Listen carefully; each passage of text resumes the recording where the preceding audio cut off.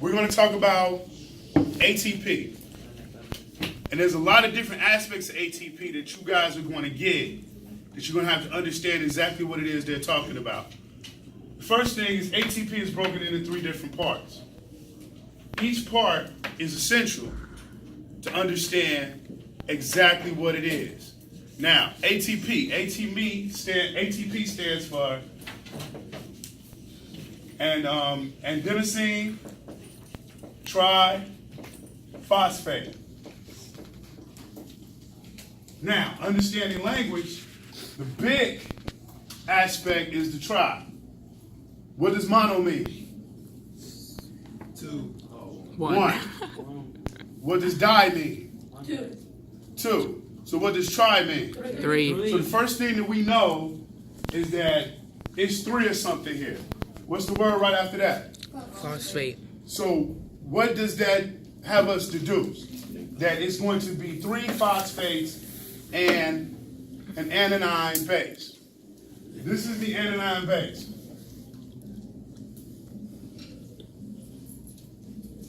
It's connected to a 5-carbon sugar.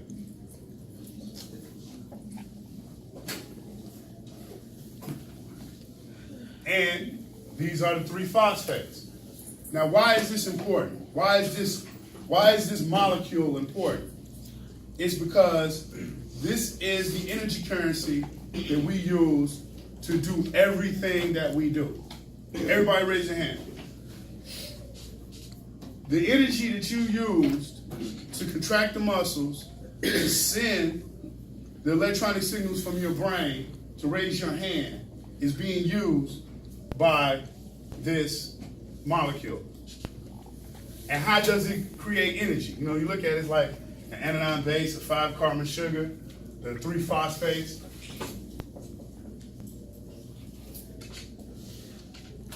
How do we derive energy from this? And it's very simple. It's not a huge undertaking. Whenever this phosphate breaks off, it releases energy. I don't know, what's a good sign to make for energy? Let's say like a 5-point star.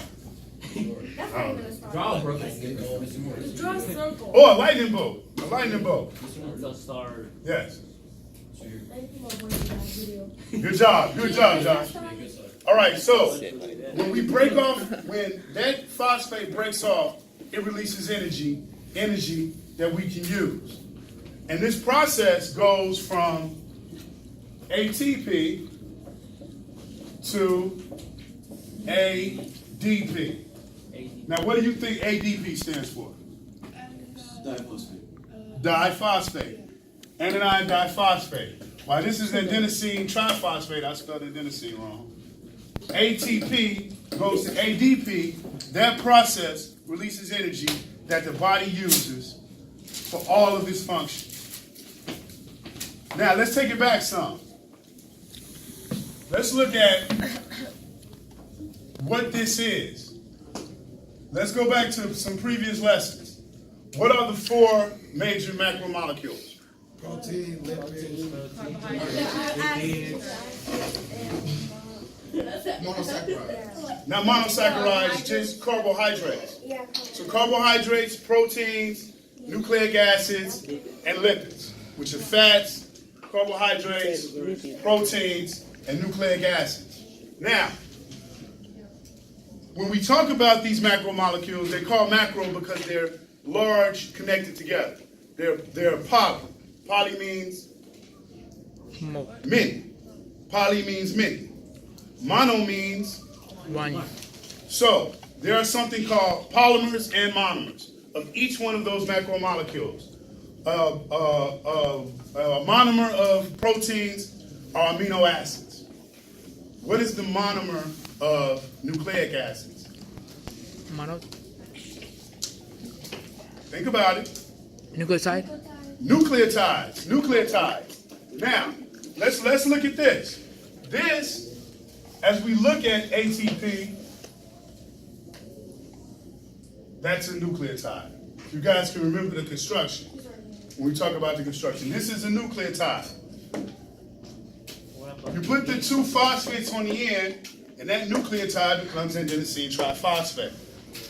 And the two things together, you should be able to recognize them when you see them. This will be the construction.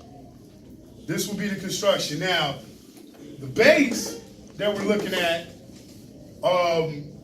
can be constructed a tad bit differently when we're looking at pyrimides and things like that. But this is the general construction of a nucleotide.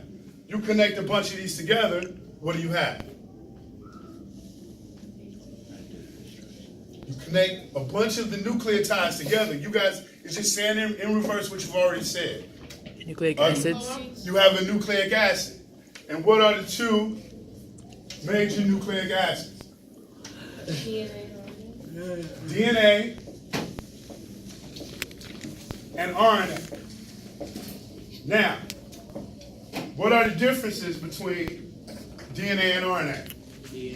Go ahead, give me one. Nucleic acid is DNA, and then the other one has something to do with ribose. All right, exactly. This is ribose.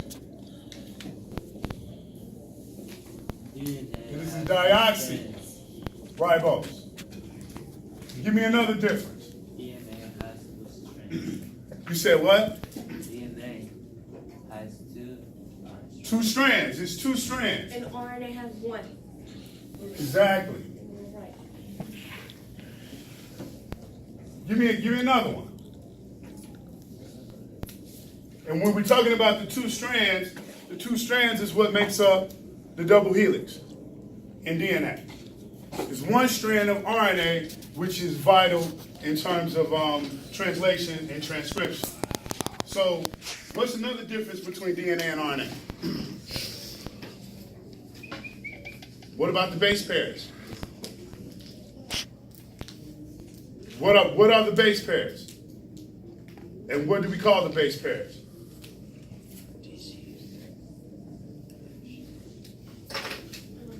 Chromosomes. Chargaff's rules. Oh. What are Chargaff's rules? CG. Say it again for me. CG. AT. What? And that's adenine, that's thymine, that's guanine, and that's cytosine. This is DNA. What is RNA's base pair?